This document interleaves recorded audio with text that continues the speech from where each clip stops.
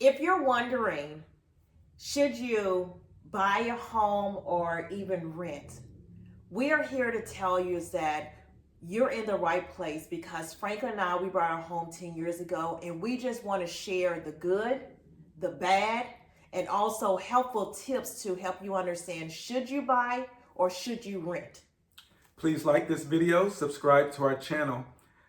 Yeah, as we talk about buying a home and should you buy or should you not buy, I ran across a scripture that caught my eye, and it's in Psalms 127:1. It says, "Unless the Lord builds a house, the laborers labor in vain." And so I thought that was very profound. And so one of the thoughts I had about it is God is way better at building than what we are. And so we know that that's kind of self-explanatory, but also don't exclude God from the process. Whether it's building a home or buying a new home or looking for a new mortgage, you need to include God in the process. Why? Because we make mistakes, and none of us are perfect. And so, but God doesn't make mistakes. He knows all the details that sometimes we miss. Right. So as we get into our conversation about, buying a new home and mortgage, so what made this decision so hard for us? I would tell you is when Frank and I started when we started looking for a home about 10 years ago, people were buying up homes like crazy. So we would look at a home like, oh, we really like this one, and they were just buying it up. And it was a time when people were moving from California to our state, and so that piece made it hard. But the other piece is we understood before we got married that we started saving for our down payment. We started saving for our closing costs as well. And then we had emergency funding in there. But I think the thing for us is that we really needed to iron out the numbers. Like we really needed to know like how much we were going to pay for the mortgage, for the payment. Because in hindsight, the realtor and also the lender, like they tell you what you qualify for, but that's not the actual number that we looked at. Like we needed to know how much were we going to pay for, because they don't know the ins and outs of, they didn't know like, hey, we have tithes that we give, like we still want to take trips. There are so many things that we had to factor in. The other piece is one of the things that we weren't ready for moving in. I think that was the hard part for us too. Like we weren't ready to move in. Like we moved into this 3,000 square foot home. We had a bed and four bar stools. That was it. But we were comfortable with that. So I think that's the piece that made it hard for us. But then also too is that we were ready. Like we knew we were ready because we calculated. We looked at the different places we wanted to live. Like we drowned out all the noise. And that's what we would tell people, like drown out all the noise, all the pressure and everything, just knowing what you are comfortable with, and make sure that you're both on the same page. That's really good. Yeah. I really enjoyed that. And so as we go deeper into the conversation, we're going to get into a little bit of interest rates. We know affordability is a big issue nowadays. Really. And so interest rates is one of those things that really impacts the cost of borrowing. And so it determines your monthly payment and also the overall cost of the loan. Right. And so I saw something that really stood out to me recently. It said the average U.S. home price is $400,000 and the average interest rate is 6.2%. And so most people get a 30-year loan. And so over the lifespan of that loan, that would cost $843,000. Wow. And so on a $400,000 house, you would be paying more than double the price of that house. And so let that sink in for a moment. And so as we talk about affordability, what do you think, is it wise for everybody to buy a house, or do they need to be able to study and see, is it a right fit first? Right. For me, because I was renting before Franklin and I got married, and you had your home before we got married, and oftentimes is that we always hear like, buy your home, buy your home, buy your home. And times have changed. It's not like how it was 10 years ago or 20 years ago. Like houses have skyrocketed. Like it is high now. But you have to know your numbers. Like you have to know like how much you're wanting to pay. You also have to know, do you have the down payment for the home? And there are so many assistance out there for down payment, so we don't want to exclude that as well. You also have to factor in, are you ready for the closing costs? Like, do you have the closing costs?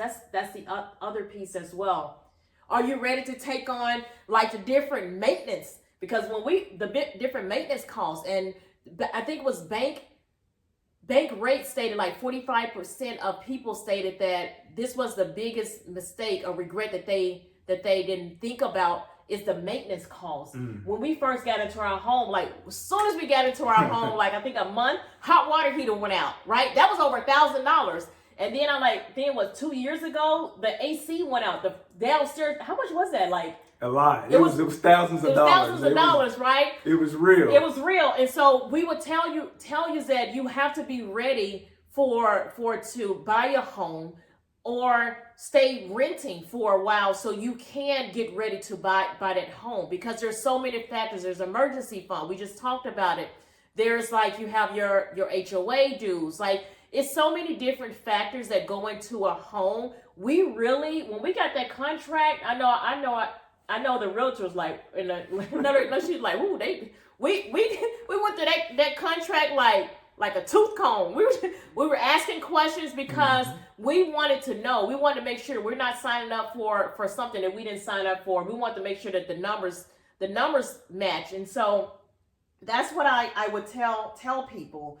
And far as like the biggest mistakes that people make is oftentimes we feel the pressure, and we didn't, like, no one knew we were looking for a home. We just decided this is what we were going to do. We needed to protect it, and we needed to focus on, one, could we afford it? Could we be able to move forward? The other piece is that while you're renting, because if you are renting out there, start like pay your debt down, because the home is your biggest debt. It's good debt, but it's your biggest debt that you do have. And so being able to pay that debt down, being able to realize is that when you see those red flags, because a house you love, right? But when you see those red flags, take a step back. Make sure you're on the same page. Those are some of the mistakes that we find that couples are making. And it's okay to say no.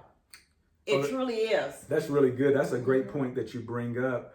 And so what are some of the signs that couples are ready to buy a home? Reverse. It's reverse. And what I mean by that, if you have the down payment for the home, if you've gotten assistance from the government, right? If you have the closing costs, if you have emergency fund, that's the big piece. If your budget aligns with you being able to go out and get this home. The other piece is having your debt paid down and making sure you have stable income.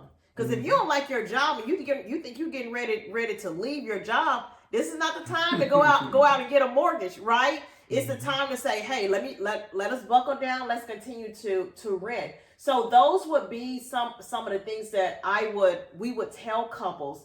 And baby, when you think about like what advice, because you own your own home before we got married, that was a huge blessing to be able to help us also to get to use some of that for the down payment. But also we brought a home together. What are some tips that you can share with couples that we haven't talked about, that most people don't even talk about when it comes to buying a home? I would say the first thing couples really need to do is check their credit report. Make sure there's no unresolved issues that can really impact your credit score. And also, so you are able to get the lowest interest rate possible. That could save you thousands or even tens of thousands of dollars over the life of the loan. Right. The second thing I would recommend is check out credit unions. Credit unions oftentimes has lower interest rates and fees than banks have, traditional banks. So you can find savings that can make your monthly payment more affordable and the loan more affordable over the lifespan of the loan. Also, the third thing I would recommend is check to see if you have a PMI on your mortgage, because that can increase your monthly payment. And so making sure that could range for $100 or $200 or $300, add to your monthly payment. So make sure that you look out for that thing as well, PMI, but also factor in some of the other things that people really don't talk about, like HOA dues. Even though it's not part of your mortgage, but it's part of your house buying experience. Right. And so make sure you know the cost of those HOA dues, which can be, hundreds of dollars, added onto your house costs. Right. And so I love it because you talked about the PMI, and for anyone that's out there, that's a private mortgage insurance that is attached on that people don't realize. The other piece you touched on, it was in regards to not just a private mortgage insurance, but also the homeowner's insurance as well. There are so many factors my husband and I just spoke about.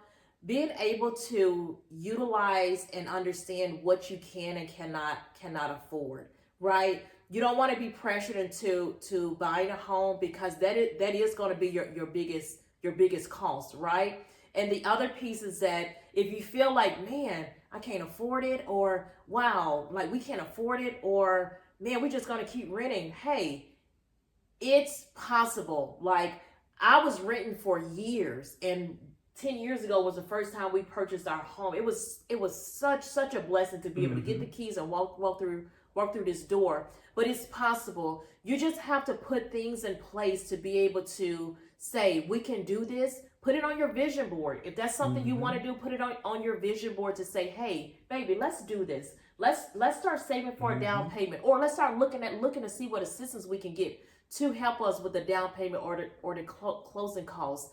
But if you feel like that, hey, we just want to wait, it's okay to wait. It's okay to wait and rent, and just know that when you're ready, you're ready. But don't feel like you have to be pressured into doing it, because there's so many factors that go into it. So my husband and I, we pray our video truly blesses you and your journey.